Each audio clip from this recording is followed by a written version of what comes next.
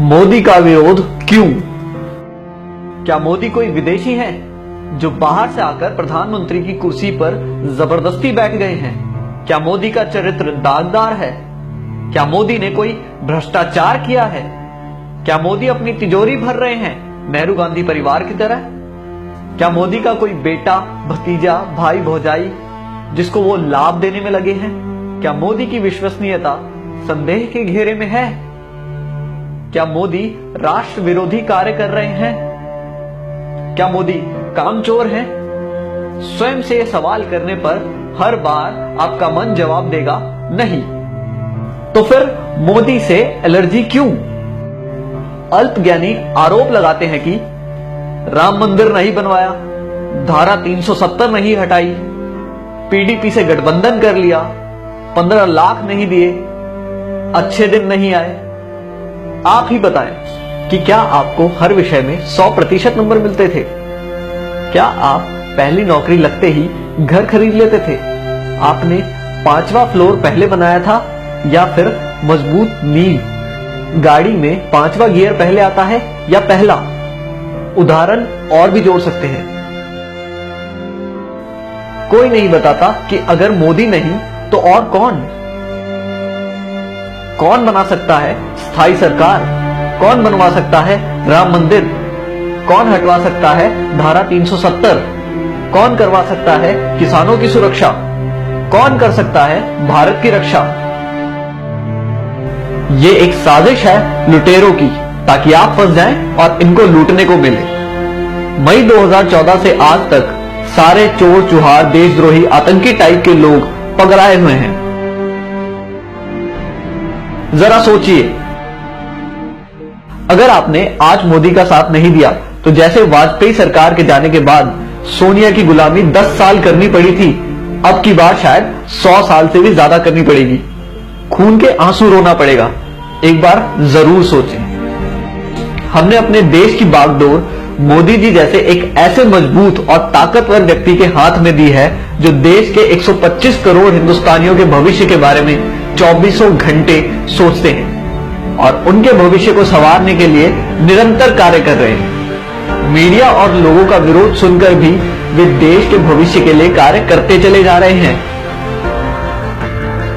वो अपने लिए नहीं, हमारे भारत के स्वर्णिम भविष्य के लिए जी रहे हैं। गर्व करें कि आप मोदी समर्थक हैं, कोई इटली की टीम के गुलाम नहीं या चीन का साथ देने वाले वामपंथी नहीं, ना ही अन्ना हजारे के साथ भारत माता की जय बोलकर सीएम बनने वाले और आज भारत माता की जय नहीं बोलने को जायज ठहराने वाले किसी के चेले नहीं। आप ही बताइए, जब देश का बंटवारा हुआ तब सरकार किसकी थी? जब पाक अधिकृत कश्मीर बना तब सरकार किसकी थी? जब मुंबई पर हमला हुआ तब सरकार किसकी थी? जब चाइना ने जमीन हड़पी तब सरकार किसकी थी? जब वीर सैनिकों के सर काट के पाकिस्तानी ले गए तब सरकार किसकी थी? बोफोर्स का घोटाला हुआ तब सरकार किसकी थी? सैनिकों की वर्दी पर पैसा खा गए, वो सरकार किसकी थी? सरदारों का कत्लेआम किया, वो सरकार किसकी थी? शिमला का समझौता कर देश की बेशकीमती जमीन पाकिस्तान को दे दी गई, तब सरकार किसकी थी?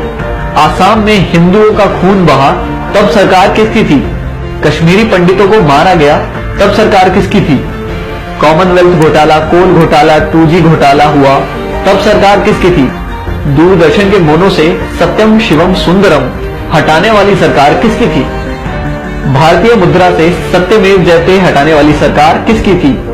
वंदे मातरम का अपमान किया, वो सरकार किसकी थी? क्या आप जानते हैं इंदिरा गांधी के रास्ते में आने वाले लाल बहादुर शास्त्री की ताशकंद में रहस्यमय हालत में मौत हो गई। नेहरू के लिए खतरा बन रहे श्यामा प्रसाद मुखर्जी और दीनदयाल उपाध्याय की हत्या कर दी गई और पुलिस ने आज तक इस साजिश से पर्दा नहीं उठाया। राजीव गांधी के लिए चुनौती बन रहे वीर बहादुर सिंह की पेरिस में मौत हो गई, जबकि उनको हृदय की कोई समस्या ही नहीं थी। सोनिया गांधी के खिलाफ कांग्रेस अध्यक्ष का चुनाव लड़ने की 2 लोगों ने हिम्मत की, राजेश पायलट और जितेंद्र प्रसाद। राजेश पायलट की कार को एक रहस्यमय तरीके से ट्रक मारकर गायब हो गया और जितेंद्र प्रसाद बरेली के एक सर्किट हाउस में मर गए। इनसे पहले सोनिया को चुनौती देने वाले सीताराम केसरी को पार्टी से भगा दिया गया। राहुल गांधी के लिए खतरा साबित हो रहे माधवराव सिंधिया एक प्लेन एक्सीडेंट में मारे गए, जबकि उनका प्लेन ब्रांड न्यू था, उसमें कोई समस्या नहीं थी और किसी भी मौसम में उड़ने का सिस्टम लगा था। कांग्रेस और विदेशी कंपनियों के लिए खतरा बन चुके राजीव दीक्षित की मौत हो गई। राजीव भाई की मृत्यु की खबर किसी मीडिया चैनल ने नहीं चलाई। मित्रों, जो भी इस परिवार के अत्याचारों के खिलाफ आवाज उठाता है, उसकी रहस्यमय हालत में मौत हो जाती है। शशि थरूर की पत्नी इस बात का एक उदाहरण है। संविधान की धारा 30A के तहत विद्यालयों में गीता रामायण पढ़ाना क्यों प्रतिबंधित है और मदरसों में कुरान और ईसाइयों को बाइबल पढ़ाने की छूट है। हिंदू मंदिरों और तीर्थ स्थानों के चढ़ावे पर 70% सरकार का हक, मस्जिदों और मजारों पर चढ़ावे का पूरा हक उन्हीं का, साथ ही सरकारी अनुदान। बाबा अमरनाथ और कैलाश पर्वत की यात्रा पर सरकार को टैक्स, लेकिन हज यात्रा पर सब्सिडी। इच्छा है तो इस मैसेज को आगे बढ़ाएं, वरना स्वयं को भारतीय कैसे कहेंगे। जय हिंद।